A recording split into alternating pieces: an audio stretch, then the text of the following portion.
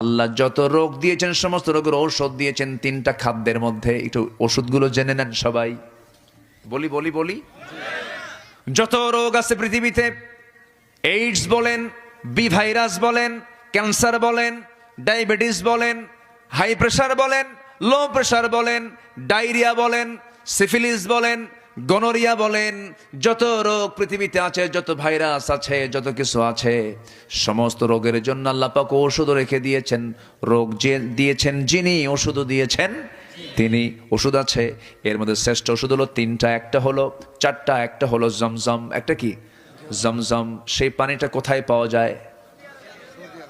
কোন জায়গায়? সৌদি আরব তো অনেক বড়, বলেন কোথায়? কাবা শরীফের সামনে সেই কূপটা। কাবা শরীফের সামনে সেই কূপটা। এই কূপ হলো আশ্চর্য কূপ। দুনিয়ার সমস্ত পানির ভিতরে কম বেশি জীবাণু পাওয়া যায়, কিন্তু জমজম কূপের পানিটা এমন ফ্রেশ পানি, মিনারেল ওয়াটার ফেল। পৃথিবীর সমস্ত পানিগুলো ফেল, এমন পানি এটা আল্লাহ রাব্বুল আলামিন দিয়েছেন। এই পানি পান করলে শুধু তৃষ্ণা নিবারণ হয় না, ক্ষুধাও নিবারণ হয়ে যায়। 2015 সালের দিকে আমি হজে গিয়েছিলাম, সেকেন্ড টাইম। প্রথম হজ করেছি 2009 সালে। হ্যাঁ, 2015 সালে আমি মক্কার আউটসাইডে দাঁড়ায় আছি। সেই জায়গায় যারা হজে গেছেন দেখবেন, সেখানে যারা যাবেন তারাও দেখবেন, সেখানে বেশ কিছু লাইন আছে, ট্যাপ লাগানো আছে। এখানে জমজম পানিগুলো ট্যাপ খুলে খুলে জমজম পানিগুলো খায়, জমজম পানিগুলো পান করে। আবার অনেকে সুন্দর করে বোতলে বোতলে ভরা নিয়ে চলে যায়।